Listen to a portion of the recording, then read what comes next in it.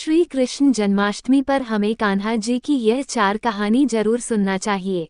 कहानी सुनने के लिए बने रहिए हमारे साथ वीडियो के अंत तक। कृष्ण की 4 दुर्लभ कहानियां यहाँ हम आपको सुना रहे हैं। कृष्ण के जीवन की ऐसी 4 कहानियां जो बहुत ही दुर्लभ हैं। जाने कि कैसे दुर्योधन की पत्नी कृष्ण भक्त हो गई, कैसे कृष्ण ने सत्यभामा के घमंड को ठीक किया, कृष्ण का सिरदर्द कैसे अजीब ढंग से गायब हो गया और क्यों कृष्ण ने अपने एक भक्त को उसके हाल पर ही छोड़ दिया। कहानी एक दुर्योधन की पत्नी का कृष्ण भक्त हो जाना। सद्गुरु दुर्योधन की पत्नी का नाम भानुमति था। वो एक बहुत ही सुंदर लड़की थी और जब कृष्ण दुर्योधन के महल में मेहमान बनकर आए तब वो सिर्फ 17 साल की थी। दुर्योधन ने एक षड्यंत्र रचा जिससे कृष्ण को नशे की हालत में लाकर कोई वादा करा लिया जाए। उसने सभी तरह की व्यवस्थाएं की और इस बात का खास ख्याल रखा कि भोज में खूब अच्छी मात्रा में शराब भी हो। दुर्योधन के दोस्त भी आए और सभी ने इतनी शराब पी कि वे सब नशे में धुत हो गए, पर कृष्ण ने अपने आप को शांत रखा और वे हर किसी को खुश करते रहे। इस सारे हंगामे में भानुमति ने भी कुछ ज्यादा ही पी ली, जितनी वो पी सकती थी उससे भी ज्यादा। वो एक युवा लड़की थी और उसे इन चीजों की आदत नहीं थी, तो वो नशे में बहकने लगी। कुछ समय बाद सभी लोग बहकने लगे और चीजें काबू से बाहर जाने लगी। भानुमति अपने पर काबू खो बैठी। वो कृष्ण से लिपट गई और उनके लिए अपनी इच्छा प्रकट करने लगी। कृष्ण ने उसे किसी शिशु की तरह संभाला और वे समझ गए थे कि स्थिति खराब हो चुकी थी। वे समझ गए थे कि भानुमति अगर कुछ गलत कर बैठी तो बाद में संभाल नहीं पाएगी और हस्तिनापुर की रानी का गौरव कलंकित हो जाएगा। इसलिए कृष्ण उसको उठाकर महल के अंदर ले गए और उसकी सास गांधारी के कक्ष में जाकर उनके हवाले कर दिया। अगले दिन सुबह जब भानुमति को पता चला तो वो कृष्ण के प्रति सम्मान और कृतज्ञता से भर गई कि उन्होंने उसे बचा लिया था। तब से वो कृष्ण की भक्त बन गई। कहानी 2 कृष्ण की घमंडी पत्नी। सद्गुरु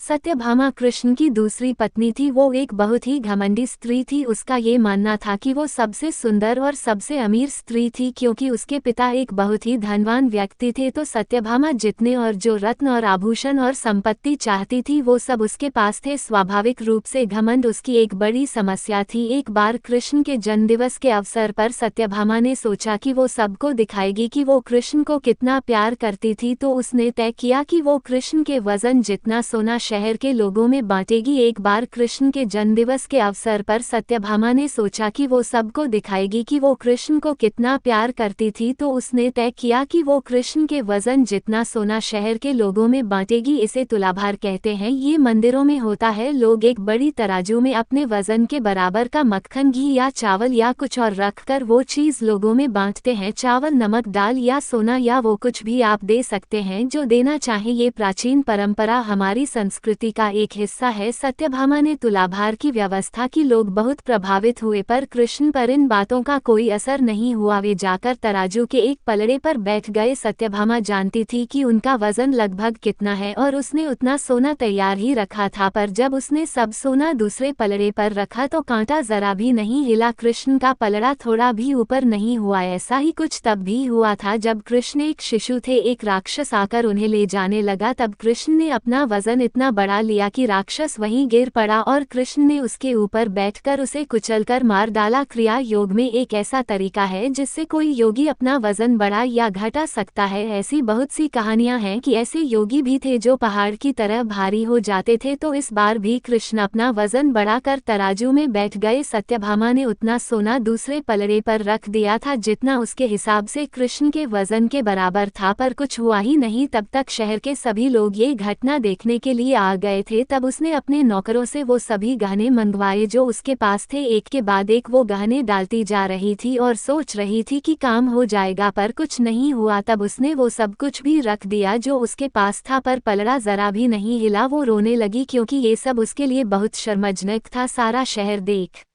रहा था और उसके पास पर्याप्त सोना नहीं था। वो जो हमेशा अपनी संपत्ति के बारे में इतनी घमंडी थी, उसके पास पर्याप्त सोना नहीं था और उसे समझ में नहीं आ रहा था कि वो क्या करे। तब उसने रुक्मिणी की ओर देखा जिससे वो बहुत जलती थी और हमेशा परेशान रहती थी। उसने रुक्मिणी से पूछा, अब मैं क्या करूं, क्योंकि ये बात सिर्फ मेरे लिए ही नहीं पर तुम्हारे और हम सब के लिए भी बहुत शर्मजनक है। मैं क्या करूं? तब रुक्मिणी बाहर गई और तुलसी के पौधे के 3 पत्ते उठा लाई। जैसे ही तुलसी के वे पत्ते उसने तराजू के दूसरे पलड़े पर रखे, कृष्ण का पलड़ा तुरंत ही ऊपर आ गया। कहानी 3 कृष्ण का अर्धभक्त। सद्गुरु एक दिन कृष्ण दोपहर में खाना खा रहे थे और सत्यभामा बहुत ही खुशी और गर्व के साथ खाना परोस रही थी, क्योंकि वो ऐसे व्यक्ति नहीं थे जो रोज खाना खाने घर पर आए। उसे ऐसा अवसर कभी कभी ही मिलता था कि वो उन्हें खाना परोसे, तो वो ये बहुत खुशी और आनंद से कर रही थी। खाने के बीच में ही कृष्ण अचानक उठ खड़े हुए और हाथ धोए बिना ही दरवाजे की ओर दौड़ने लगे। सत्यभामा अवाक रह गई और बोली, अरे ये क्या है, खाना तो खा लीजिए और फिर जाइए। कृष्ण बोले, नहीं, मुझे जाना जरूरी है, और मुख्य दरवाजे की ओर दौड़ पड़े। पर अचानक वे वापस मुड़े और खाना खाने बैठ गए। तब सत्यभामा ने पूछा, आप इस तरह क्यों दौड़ पड़े और क्यों वापस आ गए, ये सब क्या है? कृष्ण ने जवाब दिया, मेरा एक भक्त जंगल में बैठा था और उसके जीवन प्राण ही कृष्ण कृष्ण कृष्ण हो गए थे। मैंने एक भूखे बाघ को उसकी ओर आते देखा तो मुझे जाना पड़ा। मैं दरवाजे तक पहुंचा ही था कि उस बेवकूफ ने पत्थर उठा लिया, तो मैं वापस आ गया। अब उसे अपने आप ही अपनी परिस्थिति संभालने दो। कहानी 4 कृष्ण के सिरदर्द का इलाज। सद्गुरु। एक बार कृष्ण के जन्मदिवस के अवसर पर उत्सव मनाने के लिए बहुत बड़ी तैयारियां की गई थी। नृत्य, संगीत और भी बहुत कुछ।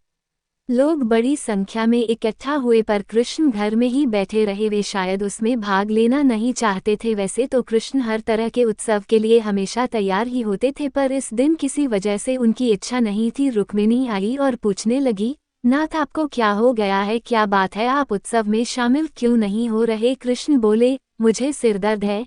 हमें नहीं मालूम उनको वास्तव में सिरदर्द था या नहीं। हो सकता है कि वाकई हो, और ये भी संभव था कि वे नाटक कर रहे हों।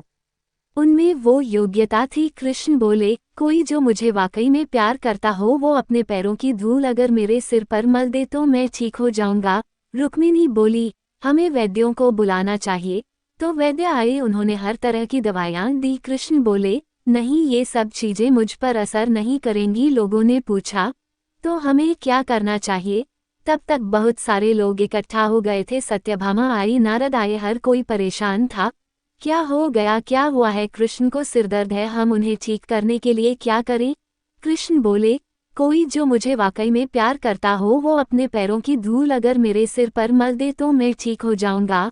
सत्यभामा बोली, ये क्या बात हुई? मैं आपसे बहुत प्यार करती हूँ, पर ये नहीं हो सकता कि मैं अपने पैरों की धूल लेकर आपके सिर पर लगाऊं। हम ऐसा काम नहीं कर सकते। रुक्मिणी रो रही थी, हम ये कैसे कर सकते हैं? ये तो आपका अनादर होगा, अपमान होगा, हम ये नहीं कर सकते। नारद भी पीछे हट गए, मैं ऐसा कुछ भी करना नहीं चाहता। आप स्वयं भगवान हैं, मुझे नहीं मालूम कि इसमें क्या रहस्य है, पता नहीं इसमें कौन सा जाल होगा। मैं अपने पैरों की धूल आपके सिर पर रखूंगा तो हमेशा नरक की आग में जलूंगा। मैं ऐसा कोई काम करना नहीं चाहता। चारों ओर बात फैल गई, हर कोई सकते में था।